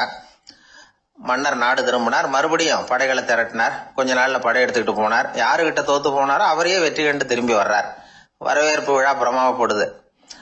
ஆடல் பாடல் கோலாகலம். இதை பார்த்ததும் அந்த ராஜாவுக்கு தலகால புரியல. நம்மளை இனிமே யாராலையும் ஜெயிக்க முடியாதுன்னு நினைச்சார். அகம்பாவம் லேசா எட்டி பார்த்தது. இப்ப மறுபடியும் சூரிய ஒளிப்பட்டு மோதிரம் மின்னிச்சு. அதை திறந்து மறுபடியும் படிக்கிறார். இந்த நிலைமையும் மாறிவிடும், this too will pass away. அவ்வளவுதான். அவர் மனசு அடங்க ஆரம்பிச்சுட்டது, ஆணவம் போயிட்டுது. இதுல இருந்து நாம தெரிஞ்சுக்க வேண்டியது என்னன்னா, எந்த சூழ்நிலையிலையும் நாம கவலைப்பட வேண்டியதில்லை. ஏன்னா இங்க எதுவுமே நிரந்தரம் இல்லை. அந்த ராஜா மாதிரியே நம்ம ஆளு ஒருத்தன் ஒரு மோதிரம் போட்டிருந்தான், அதுக்குள்ள அவன் எழுதி வச்சிருந்த வாசகம் எதுக்கும் கவலைப்படாதே அப்படிங்கிறது தான். ஒரு நாள் பயங்கரமான கவலையோட உட்காந்துருந்தான். பக்கத்துல இருந்தவங்க சொன்னாங்க, இது மாதிரி சந்தர்ப்பத்துலதான் நீ உன் மோதிரத்தை திறந்து பார்க்கணும்னாங்க. இவனுக்கு கவலையோட எரிச்சலும் சேர்ந்துகிட்டது. அது எப்படி முடியும், இப்ப திருட்டு போனது என்னோட அந்த மோதிரம் தானே அப்படின்னு சொல்லிவிட்டு தலையில கை வச்சுட்டு உட்காந்துட்டான். இப்படிலாம் சொல்றது உண்டு. இருந்தாலும் நாம எந்த சூழ்நிலையிலையும் கவலைப்பட வேண்டியதில்லை அப்படிங்கிற உண்மையை புரிஞ்சுக்கணும். அப்படி கவலைய வெல்றதுக்கான வழி தெரிஞ்சுட்டதுன்னா வாழ்க்கையில வெற்றி நிச்சயம். இந்த உலகத்துல எத்தனை வகையான மனிதர்கள் இருக்கிறாங்க, ஒவ்வொரு மனிதனுமே ஒவ்வொரு வகை அப்படிங்கிறாங்க விஞ்ஞானிகள். மனிதர்களை 3 வகையா பிரிக்கலாம் அப்படின்னு சொல்றாங்க மெய்ஞானிகள். இவங்களை பத்திலாம் ஏற்கனவே நாம பேசியிருக்கிறோம். இப்ப டாக்டர் எட்வர்டு பேட்ச் அப்படிங்கிற நிபுணர் என்ன சொல்றாரு தெரியுமா? மனிதர்களை 7 வகையா பிரிக்கலாம்ங்கிறார். மனிதர்களின் மனநிலை அடிப்படையில அவங்களை 7 விதமா வகைப்படுத்துறார் அவர். சரி, அது என்ன 7 வகை? முதல் வகை என்னன்னா, பயந்த குணம் உள்ளவங்க.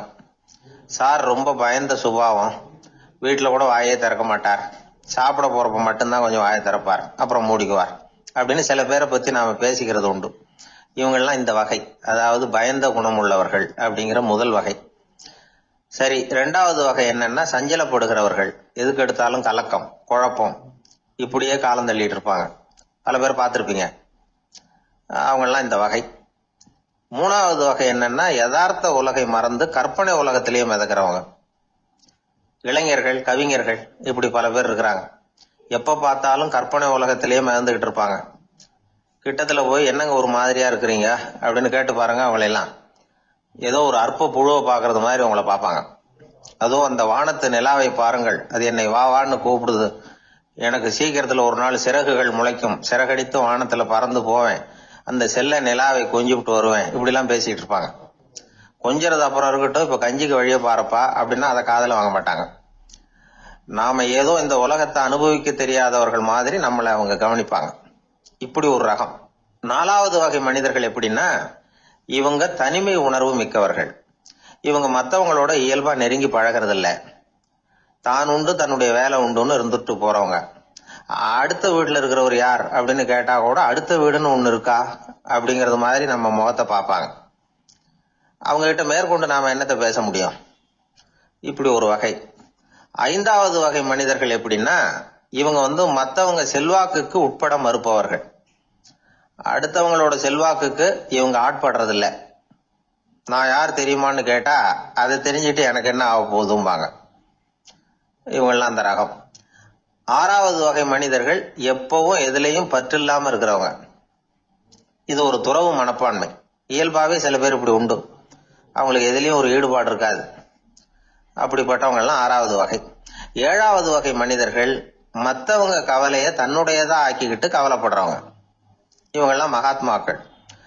தாம் வேறு அடுத்தவங்க வேறு அப்படிங்கிற எண்ணம் இவங்களுக்கு வர்றதில்லை. அதனால அடுத்தவங்களுக்கு ஒரு துன்பம் வந்ததுன்னா இவங்களால சும்மா இருக்க முடியறதில்ல. ஆக கூடி இப்படி 7 விதமான மனிதர்களை அடையாளம் காட்டுறார் அந்த நிபுணர். இதுல நாம எந்த வகையில வர்றோம் அப்படிங்கறத நாம தான் அடையாளம் கண்டுபிடிக்கணும்.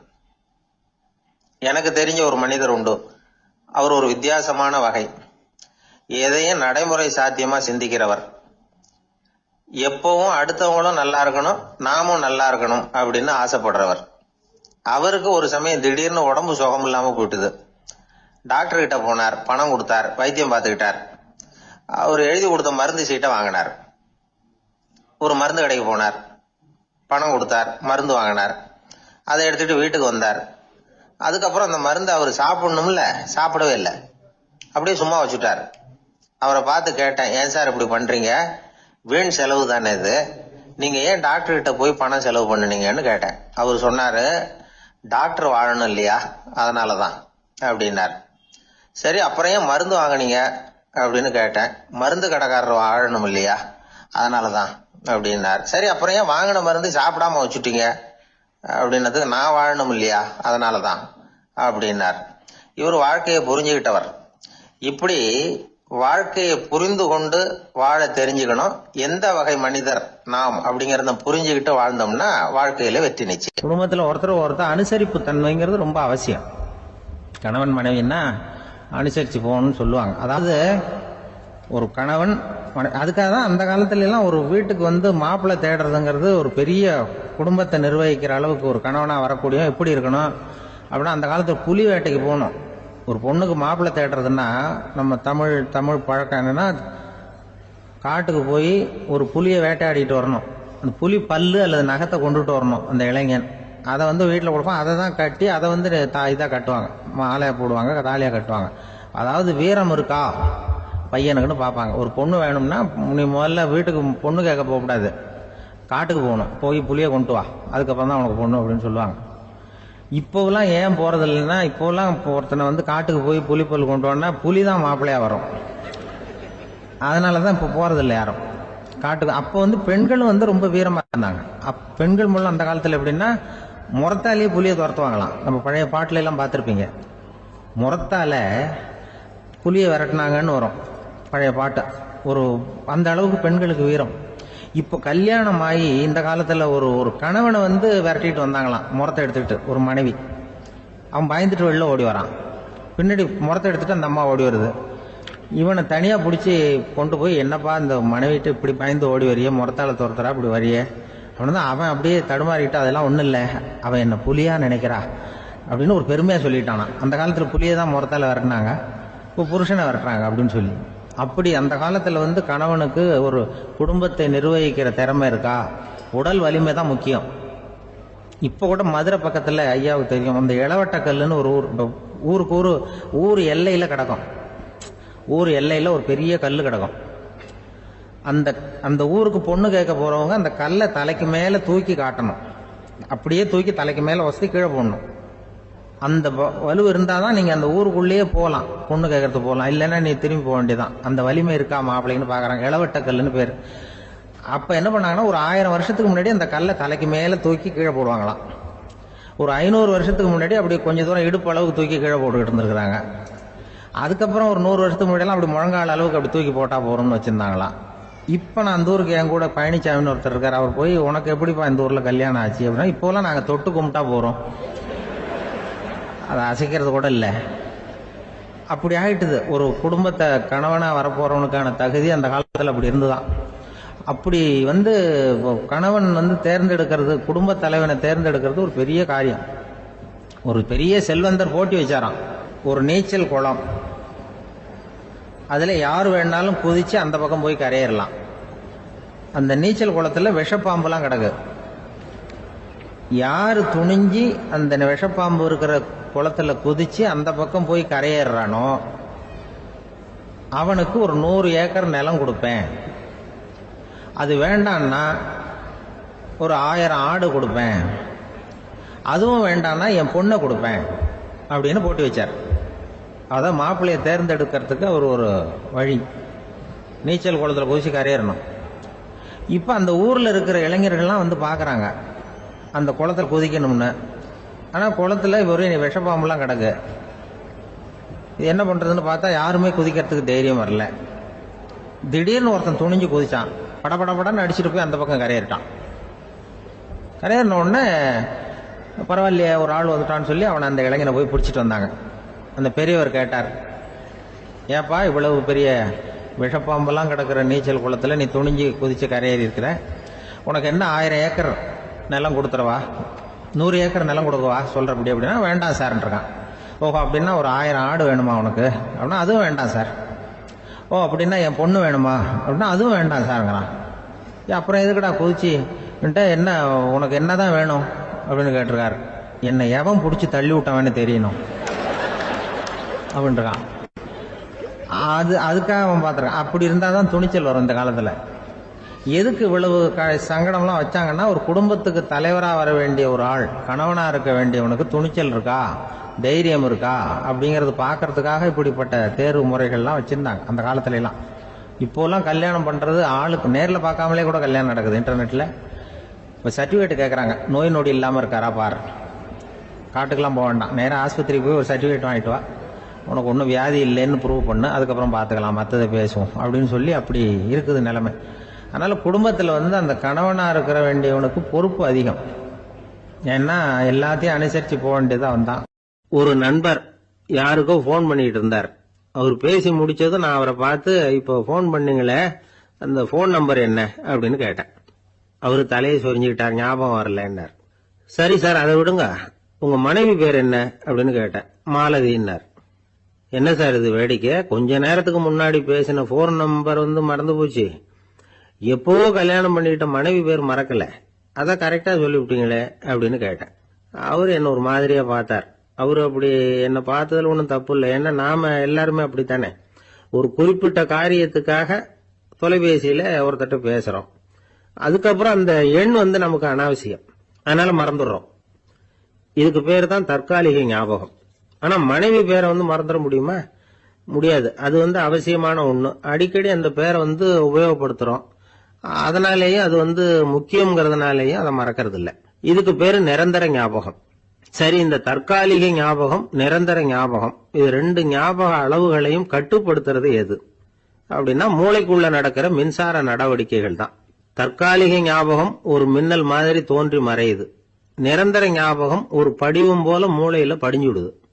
ஒரு சம்பவத்தின் பல பிரதிகள் மூளையில பல்வேறு பகுதிகளிலேயும் படியறதுனால ஒன்னு மறைஞ்சாலும் மறந்தாலும் இன்னொன்னு மறையறதில்ல. இப்படிப்பட்ட நிலைமையில தான் இந்த தொண்டையில இருக்கு வாயில வரமாட்டேங்குது சார் அப்படிமா. ஒருத்தருக்கு எந்த துறையில ஆர்வமும் ஈடுபாடும் அதிகமோ அது சம்பந்தமான ஞாபக சக்தி அதிகமா இருக்கும். தொழிலை விரும்புகிற ஒரு டெலிபோன் ஆபரேட்டருக்கு எண்கள்லாம் நல்ல ஞாபகம் இருக்கும்.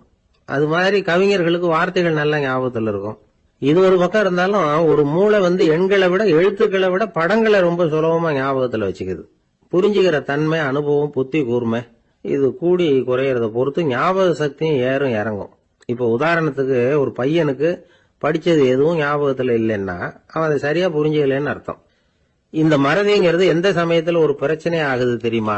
உங்களுக்கு வேண்டியப்பட்ட ஒருத்தரை ஞாயிற்றுக்கிழமை சாயந்தரம் சரியா 5 மணிக்கு கடற்கரைக்கு வர சொல்லிவிட்டு அந்த நேரத்தை மறந்துட்டா அது பரவாயில்ல, வர சொன்னதையே மறந்துட்டாதான் நிலைமை மோசம்னு அர்த்தம். இப்படி இருந்தா இது சிகிச்சை எடுத்துக்க வேண்டிய நிலைமைங்கிறத புரிஞ்சுக்கணும். ஆமா, இதுக்கும் மருந்து இருக்கு. ஆனா மூளை குறிப்பிட்ட அளவுக்கு கீழே இயங்குறப்போ இன்னொன்னு சொல்லுவாங்க, இந்த நியூரோ டிரான்ஸ்மிட்டர் அப்படின்னு சொல்லுவாங்க. அப்படிங்கிற மூளை ரசாயனம் ரொம்பவும் குறைஞ்சு போறப்போ மட்டும்தான் உபயோகப்படும். டாக்டர் என்ன சொல்றாங்க தெரியுமா? மூளையை பொறுத்த வரைக்கும் அதுல ஞாபக சக்தி அதிகமா உள்ள மூளை, மறதி உள்ள மூளை அப்படின்னு ஒண்ணும் கிடையாது அப்படிங்கிறாங்க. நினைவு வச்சுக்கிறதுக்கு பயிற்சி அளிக்கப்பட்ட மூளை, பயிற்சியற்ற மூளை அப்படின்னு வேணும்னா சொல்லலாம் அப்படின்னு சொல்றாங்க. அதனால நம்ம ஞாபக சக்திங்கிறது நம்ம கிட்ட இருக்கிற பயிற்சி, முயற்சி இதை பொறுத்து தான் அமையும். ஒருத்தர் ஒரு பென்சிலை எங்கேயோ வச்சுக்கிட்டு தேடிக்கிட்டு இருந்தார். அப்புறம் என்னமோ தீவிரமா யோசனை பண்ணி அதை ஞாபகப்படுத்தி பாத்துக்கிட்டு இருந்தாராம்.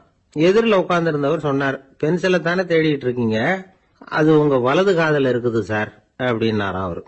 இதுக்கு அவரு சொல்லியிருக்காரு, பென்சிலை வலது காதுல தான் வச்சிருக்கேங்கிறது எனக்கு நல்லா ஞாபகம் இருக்கு, ஆனா எது வலது காதுங்கிறது தான் மறந்து போச்சு அப்படின்னாராம். அவர் அதை தான் யோசிச்சுட்டு இருந்தார். இப்போ எப்படின்னா, ஒரு 600 வருஷத்துக்கு முன்னாடி மனுஷனுக்கு இருந்த நெருக்கடி இருக்கு பாருங்க. ஒரு 600 வருஷத்துக்கு முன்னாடி மனுஷனுக்கு எவ்வளவு நெருக்கடி இருந்ததோ அது போல 40 பங்கு இப்போ அதிகமாயிட்டு தான் கண்டுபிடிச்சு சொல்லியிருக்கிறாங்க. அவ்வளவு நெருக்கடிக்கு மத்தியில் நாம் வாழ்ந்துகிட்டு இருக்கிறோம். ஒரு 600 வருஷத்துக்கு முன்னாடி என் தலையில் 1 கிலோ வச்சுக்கிட்டு நின்னேன்னு வைங்க, இப்போ 40 கிலோ வச்சுக்கிட்டு நிற்கிறேன். அப்படி ஒவ்வொரு மனுஷனுக்கும் வாழ்க்கையில் நெருக்கடி அதிகமாக போச்சு. இப்போ இந்த நெருக்கடியில் முன்னாடிலாம் யாரோ ஒருத்தர் தான் தியானம் பண்ணுவாங்க. தியானம்னா ஒருத்தர் 2 பேர் காட்டுக்கு போய் தியானம் பண்ணிட்டு இருப்பாங்க 600 வருஷத்துக்கு முன்னாடி. இப்போ வீட்டுக்கு வீடு தியானம் நடக்குது. ஏன்னா அந்த அளவுக்கு வாழ்க்கையில் ஒரு நிம்மதி வேணும் அப்படின்னு சொல்லி பண்ணிட்டாங்க. அதுக்கு தான் இயற்கை கொடுத்துருக்கிற ஒரு இயற்கையான வைத்தியம் தான் சிரிப்புங்கிறது. இதை பற்றி பெரியவங்கள்லாம் இப்போ ஆராய்ச்சி பண்ணிட்டு இருக்கிறாங்க. சிரிப்புங்கிறது நாம் பிறந்து ஒரு 6 மாசத்துல தான் முதல் தடவையாக விவரமாக சிரிக்க ஆரம்பிக்கிறோமா. நம்ம பிறந்து 6 மாசத்துக்கு, அதாவது முதல் தடவை சிரிக்க ஆரம்பிக்கிறது ஒரு 6வது வாரம், 1.5 மாசத்துல தான் குழந்தை விவரமா சிரிக்க ஆரம்பிக்குது. அப்புறம் அப்படியே சிரிக்க ஆரம்பிக்கிறோம். அதெல்லாம் இப்போ கணக்கு எடுத்துருக்குறாங்க.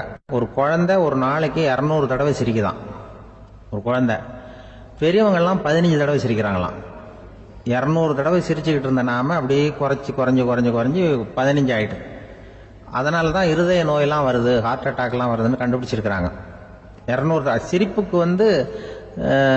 அது இயல்புத்தன்மை, மனுஷனுடைய இயல்புத்தன்மை சிரிக்கிறது. அதுக்கு ஜோக்கே தேவைப்படாது. ஆனால் இப்போ காலங்காலமாக நாம் என்ன போதிக்கப்பட்டு வந்திருக்கிறோம்னா, சிரிப்புங்கிறது ஒரு பாவமான செயல். ஒரு முதலாளிக்கு முன்னாடி தொழிலாளி சிரித்தா மரியாதை குறைச்சல், ஒரு கணவனுக்கு முன்னாடி மனைவி சிரித்தா மரியாதை குறைச்சல், அது மாதிரி ஒரு வாத்தியாருக்கு முன்னாடி பையன் சிரித்தா மரியாதை குறைச்சல், ஒரு ஆஃபீஸருக்கு முன்னாடி பியூனு சிரித்தா மரியாதை குறைச்சல், இப்படின்னு சொல்லி சிரிப்புங்கிறது ஏதோ மரியாதை குறைவான செயல்னு காலங்காலமாக நாம் போதிக்கப்பட்டு வந்திருக்கிறோம். இப்போ மரபு ரீதியாகவே அந்த சிரிப்பு நம்மகிட்ட சிறைப்பட்டு இருக்குதான், அடங்கி போச்சு. அந்த சிறைப்பட்டு இருக்கிற சிரிப்பை வெளியில் கொண்டு வர்றதுக்கு தான் ஜோக்குன்னு ஒரு சாவியை போட வேண்டியிருக்கு. வேற இந்த ஜோக்குக்கும் சிரிப்புக்கும் சம்மந்தம் இல்லை. அதை ஏற்கனவே இருக்கிறத வெளில கொண்டு வரதுக்கு ஒரு சாவி மாதிரி உபயோகப்படுதுன்னு இப்போ அதை பற்றி ஆராய்ச்சி பண்ணுறவங்களாம் சொல்கிறாங்க. ஏன்னா சிரிப்புக்கு ஜோக்கு தேவைப்படாது. இப்போ ஒரு குழந்தை தொட்டிலில் படுத்துருக்குன்னு வைங்களேன், குழந்தை தொட்டிலில் இருக்குது, அது முகத்துக்கிட்ட போய் ஒரு கிளுகிழுப்பை ஆட்டுங்க சிரிக்கும். அந்த கிளுகிழுப்பை சத்தமே சிரிக்க வைக்கிறதுல அதுதான் மனுஷனுடைய இயல்புத்தன்மை. அது என்ன ஜோக்காது? சத்தம். ஒரு கிளுகிழுப்பையை கொண்டு போய் குழந்தை முகத்துக்கிட்ட ஆட்டினா சிரிக்குதே, அதுதான் இயல்புத்தன்மை. அதே கிளுகிழுப்பையை ஒரு தாத்தா மூஞ்சிட்டு ஆட்டுங்க, கோவம் வந்துடும், அடிக்க வருவார். என்னடா விளையாட்டு இது அப்படிமாரு. ஏன்னா அவர் சிரிச்சுக்கிட்டு இருந்தவர், அப்படி இருந்தவர் ஒரு காலத்தில். ஒரு கிளுகிழுப்பைக்கு சிரிச்சவர் ஒரு காலத்தில் இப்போ கோவப்படுறாருன்னா அந்த அளவுக்கு நம்ம மாறி போயிட்டே வந்துட்டு இருக்கிறோம். அதனால அந்த இயல்புத்தன்மை மாறாமல் இருக்கணுங்கிறது ரொம்ப முக்கியம். அதுக்காக எல்லாரையும் குழந்தையாக்க முடியாது. மனுஷன் எல்லாரும் இனிமேல் வயசுங்கிறது கூட ஆகிட்டே தான் இருக்கும். அதுக்காக குறைச்சிக்கிட்டே போக முடியாது. அதுக்கு யாராவது மருந்து கண்டுபிடிச்சாதான் உண்டு. ஆனால் ஒருத்தர் மருந்து கண்டுபிடிச்சாராம், சொல்லுவாங்க, ஒரு டாக்டர் வந்து ஒரு மாத்திரை கண்டுபிடிச்சாராம். ஒரு மாத்திரை சாப்பிட்டா ஒரு வயசு குறையும், ஒரு மாத்திரை சாப்பிட்டா ஒரு வயசு குறையும் அப்படின்னு ஒரு மாத்திரையை கண்டுபிடிச்சிருக்காரு. ஒரு பாட்டி அம்மா, 90 வயசு பாட்டி, அது போயிருக்கு. அதே டாக்டர்கிட்ட போய், ஐயா எனக்கு ஒரு பாட்டில் மாத்திரை கொடுங்க, இந்த வயசு குறையிற மாத்திரை அப்படின்றது. அவர் ஒரு பாட்டில் கொடுத்தாரு மாத்திரை. பாரும்மா பாட்டியம்மா, ஒரு மாத்திரை சாப்பிட்டா ஒரு வயசு குறையும், எடுத்துகிட்டு போகணும்னு கொடுத்துருக்காரு டாக்டர். இந்த 90 வயசு பாட்டி எடுத்துகிட்டு வீட்டுக்கு வந்துட்டு மறுநாள் அதே டாக்டர்கிட்ட போயிருக்கு. 30 வயசு பொண்ணாக போச்சான். 30 வயசு பொண்ணாக மாறி அதே டாக்டர்கிட்ட போயிருக்கு. இடுப்பில் ஒரு கை குழந்தை, அது சட்டை கிட்ட போடாமல் கெட்டவரில் வாயில் வச்சுட்டு உட்காந்துருக்கு. நேராக டாக்டர்கிட்ட போய், டாக்டர் நேற்று வந்தேன், ஏதோ ஒரு மாத்திரை சாப்பிட்டா ஒரு வயசு குறையுன்னீங்க, நான் ஏதோ ஒரு ஆர்வத்தில் ஒரு 30-40 மாத்திரை சாப்பிட்டேன், இப்படி ஆகிட்டேன் அப்படின்னு.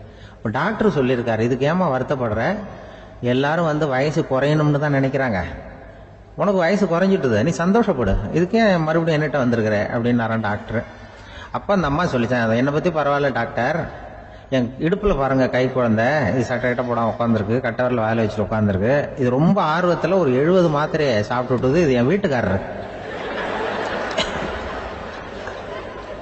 இவர் வந்து இடுப்பு விட்டு கீழே இறங்க மாட்டேங்கிறாரு. நான் எதையாவது கொடுத்து இனிமேதான் வயசை கூட்டி இறக்கி விடுவேன் டாக்டர் அப்படின்னு தான். அவர் வந்து ஏதோ நமக்கு அதுக்கும் சம்மந்தம் இல்லைங்கிறது மாதிரி கட்டாரில் வச்சுட்டு அவர் பாட்டு உட்காந்துருக்காரு.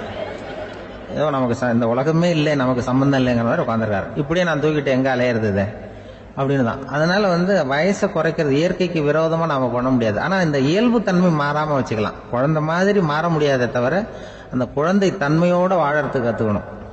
அதுதான் வாழ்க்கையில் இன்பமாக வாழறதுக்கு வழி. குழந்தைத்தனமாக இருக்கக்கூடாது, குழந்தை தன்மையோடு இருக்கணும்னு சொல்லுவாங்க. குழந்தை தன்மைங்கிறது வேற, குழந்தைத்தனம்ங்கிறது வேற. அப்படி ஒரு மாத்திரை கண்டுபிடிச்சிட்டா இப்போ யாராவது ஒருத்தவங்க இடுப்பில் குழந்தைய தூக்கிட்டு போனால் போய் கேட்கணும், ஏம்மா இது ஏன் வீட்டுக்காரரா உன் குழந்தையா அப்படின்னு கேட்டு அதுக்கப்புறம் அவருக்கு வணக்கம் சொல்லணும். இப்படிலாம் ஆகிடும் நிலைமை. இயற்கையை வந்து நம்ம மாற்ற முடியாது, அதுக்கு தகுந்தாப்புல தான் நாம் வந்து பண்ணணும். குழந்தை தன்மையோடு வாழறதுக்கு குடும்பத்தில் குழந்தை தன்மைங்கிறது எப்படின்னா, இப்போ ஒரு சில பேருக்கு அந்த குழந்தை தன்மை உண்டு. ஒரு வீட்டில் ஒரு புள்ள படுத்திருக்கு, அம்மா வந்து எழுப்புறாங்க, காலேஜுக்கு நேரமாச்சு எழுந்திருப்பா, காலேஜுக்கு நேரமாச்சு எழுந்திருப்பா அப்படின்னு. அந்த அம்மா அந்த புள்ள சொல்லியிருக்கு, ஐயோ எனக்கு காலேஜுக்கு போகிறதுக்கு பிடிக்கலம்மா, என்னை வந்து தொந்தரவு பண்ணாத, காலேஜுக்கு போகிறதுக்கு எனக்கு பிடிக்கல அப்படின்னு தான். அப்போ அந்த அம்மா சொல்லியிருக்கு, ஏன் உனக்கு காலேஜுக்கு போகிறதுக்கு பிடிக்கல, கல்லூரிக்கு போகிறதுக்கு, அதுக்கு 2 காரணம் சொல்லு அப்படின்னு இருக்க. அப்போ அந்த புள்ள சொல்லிச்சான், ஏன் பிடிக்கலன்னா கல்லூரியில் இருக்கிற வாத்தியாருக்கும் என்ன பிடிக்க மாட்டேங்குது, ஆசிரியர்களுக்கும். 2வது காரணம், கல்லூரியில் படிக்கிற மாணவர்களுக்கும் என்ன பிடிக்கல, அதனால நான் காலேஜுக்கு போக மாட்டேன்ற குழந்தை புள்ள சொல்லியிருக்கு. அம்மா வந்து அப்படிலாம் நீ இதுக்காக போகாமல் இருக்கக்கூடாது, நீ போய் தான் ஆகணும் அப்படின்னு புடிவாதமாக அந்த அம்மா பிள்ளைய எழுப்பினாங்களாம். சரி நான் எதுக்கு காலேஜ் போகணும்னு சொல்கிறேன், அதுக்கு நீ 2 காரணம் சொல்லு அப்படின்னு தான் அந்த புள்ள. அப்போ அந்த அம்மா சொன்னாங்களாம், நீ ஏன் காலேஜுக்கு போகணும்னா முதல் காரணம் உனக்கு வயசு 52, 2வது காரணம் நீ தான் பிரின்சிபால் அப்படின்னு தான். என்ன இருந்தாலும் அவங்க அம்மாவுக்கு அது புள்ள தானே, அதுதான் குழந்தை தன்மைங்கிறது. 52 வயசுலையும் குழந்தை தன்மையோடு இருக்கார் பாருங்க, அதுதான் அந்த குழந்தை தன்மையோடு வாழறது தான் வெற்றிக்கு வழின்னு சொல்லுவாங்க.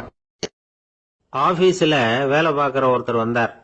பேசாம ஒரு 10 நாள் லீவ் போட்டுடலாமா பாக்குறேன் அப்படின்னார். ஏன்னு கேட்டோம். என்னுடைய மேலதிகாரி ஒரு முசுடு சார், அவர்கிட்ட வேலை பார்க்கறது ரொம்ப கஷ்டமா இருக்குது அப்படின்னார். ஆபீஸ்ல வேலை பார்க்கறவங்க எல்லாம் ஒரு விஷயத்த நல்லா ஞாபகத்துல வச்சுக்கணும். மேலதிகாரிங்கிறவர் ஒரு பெரிய மகான் இல்ல, அவரும் ஒரு மானிட பிறவிதான். சராசரி மனுஷனுக்கு உள்ள பலம் பலவீனம் 2ம் அவருக்கும் உண்டு. அதனால அவரை கொஞ்சம் அனுசரிச்சு போறதுக்கு பழகிறது தான் நல்லது. மேலதிகாரிகள்ல பல வகை உண்டு, அதுல முக்கியமா 3 வகை. அதுல ஒரு வகை எப்படி தெரியுமா, உங்களை வந்து ஒரு வேலை செய்யற மெஷினா மட்டுமே நினைக்கக்கூடிய வகை. இவங்கெல்லாம் எப்படின்னா, எங்கேயாவது வெளியூர் போயிருந்தா கூட அங்கிருந்து போன் பண்ணுவாங்க, அந்த வேலை என்னாச்சு இந்த வேலை என்னாச்சு அப்படின்னு. இவங்களுக்கெல்லாம் உங்க நலனை பத்தியோ உங்க குடும்பத்தை பத்தியோ அக்கறை இருக்காது. நீங்க சொல்ற யோசனை எதுவும் இவங்க கிட்ட எடுபடாது. கொடுத்த வேலையை பாரு, நீ எனக்கு புத்தி சொல்ல வேணாம் அப்படிம்பாங்க. இவங்களை அனுசரிச்சு போறதுக்கு ஒரே வழி, இவங்க எதை சொன்னாலும் சரின்னு சொல்லிவிட்டு வேலையை கவனிக்க வேண்டியதுதான். இவங்க கிட்ட வேற எந்த கேள்வியும் கேட்டுக்கிட்டு இருக்கக்கூடாது. ஆமா சாமி போடுறது கௌரவ குறைச்சல் இல்ல, அது ஒரு அலுவலக சௌகரியம், அவ்வளவுதான். இன்னொரு வகையான மேலதிகாரிகள் எப்படி தெரியுமா, இவங்கெல்லாம் ஆபீஸ் வேலையை பத்தி அதிகமா கவலைப்பட்டுக்கிட்டு இருக்க மாட்டாங்க. தங்களுடைய சொந்த இமேஜ் பாதிக்கப்படக்கூடாதுங்கிறதுலயே கவனமா இருப்பாங்க. இவங்கெல்லாம் அடிக்கடி உங்க நலனை விசாரிப்பாங்க. அதே மாதிரி நீங்களும் அவரை விசாரிக்கணும்னு எதிர்பார்ப்பாங்க. இந்த ரக அதிகாரிகளுக்கெல்லாம் புது வருட வாழ்த்து அனுப்பலாம், பிறந்த நாள் வாழ்த்து அனுப்பலாம். அவருக்கு எங்கேயாவது ஒரு பாராட்டு விழா நடந்தா முதல் வரிசையில போய் உட்காந்து உங்க முகத்தை காட்டலாம். ஆபீஸ் வேலையை மட்டுமே பார்க்கிற பணியாளர்கள் இது மாதிரி அதிகாரிகள் கிட்ட நல்ல பேர் வாங்க முடியாது. இன்னொரு வகையான மேலதிகாரிகள் உண்டு. அவங்க எப்படின்னா ஆபீஸ் வேலையை பத்தியும் கவலைப்பட மாட்டாங்க, தனக்கு கீழே வேலை பார்க்கறவங்கள பத்தியும் கவலைப்பட மாட்டாங்க. எக்காரணம் கொண்டும் தன்னுடைய பொசிஷனுக்கு ஆபத்து வந்துடக்கூடாதுன்னு நினைக்கக்கூடியவங்க இவங்க. இவங்களால கடுமையான வேலை செய்யவும் முடியாது, தீர்மானிக்கவும் முடியாது.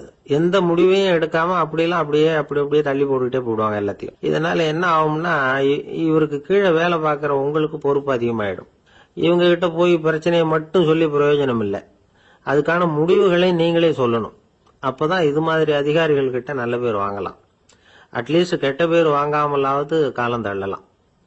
ஆபீஸ்ல வேலை பார்க்கறவங்க முக்கியமா சில விஷயங்களை ஞாபகத்துல வச்சுக்கணும். ஆபீஸ்ல நடக்கிற நல்லது கெட்டது எதுவா இருந்தாலும் உடனடியா மேலதிகாரி கிட்ட தெரிவிக்கிறது நல்லது. மூன்றாவது மனிதர் மூலமா அதை அவர் தெரிஞ்சுக்கிறது அவ்வளவு நல்லது இல்லை. எந்த மேல் அதிகாரியுமே தான் இந்த சர்பாஸ் செய்யப்படுறத விரும்புறதில்லை. அதனால அவருக்கு தெரியாம மேலிடத்துக்கு மணி எழுதி போடக்கூடாது. அப்படி எழுதி போடுறவங்க சில பேர் இருக்கிறாங்க. நீங்களும் உங்க மேலதிகாரியும் தொழில் ரீதியா ஒரே படிப்பு படிச்சவரா இருக்கலாம். அப்படி இருந்ததுன்னா அட்ஜஸ்ட் பண்ணி போறது கொஞ்சம் கஷ்டம்தான். இதை மனசுல வச்சுக்கிட்டு நடந்துக்கணும். உங்களுக்கும் அவருக்கும் அபிப்பிராய பேதமா, அது அவருக்கும் உங்களுக்கும் உள்ள தனிப்பட்ட பிரச்சனை. அதை விளம்பரப்படுத்திட்டு இருக்க கூடாது, அது அவருடைய கோபத்தை கிளறும்.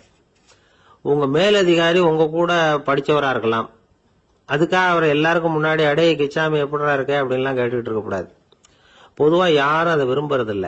இவ்வளவையும் உங்க மனசுல வச்சுக்கிட்டு கொஞ்சம் சாமர்த்தியமா நடந்துகிட்டீங்கன்னா ஆபீஸ் உங்களுக்கு அவஸ்தையா இருக்காது, ஆனந்தமா இருக்கும். ஒரு மேலதிகாரி தன்கிட்ட வேலை பார்க்கிற ஒருத்தரை பத்தி ரொம்ப பெருமையா சொன்னாராம். எங்க ஆபீஸ்ல எவ்வளவோ பேர் வேலை பார்க்கறாங்க, எல்லாரும் தினமும் ஏதாவது பிரச்சனைகளை சொல்லிட்டு இருப்பாங்க. ஆனா இவர் ஒருத்தர் மட்டும்தான் இது வரைக்கும் என்கிட்ட எந்த பிரச்சனையும் சொன்னதே இல்லை. அவர் பாட்டுக்கு வருவார், வேலை பார்ப்பார், போயிடுவார் அப்படின்னாராம். நான் உடனே அவ்வளவு பெருமைக்குரிய அந்த ஊழியரை பார்த்து கேட்டேன், ஏன்பா உன்னுடைய மேலதிகாரி கிட்ட நீ எந்த பிரச்சனையும் கொண்டுகிட்டு போறதே இல்லையாமே அப்படின்னு கேட்டேன். அதுக்கு அவர் சொல்றாரு,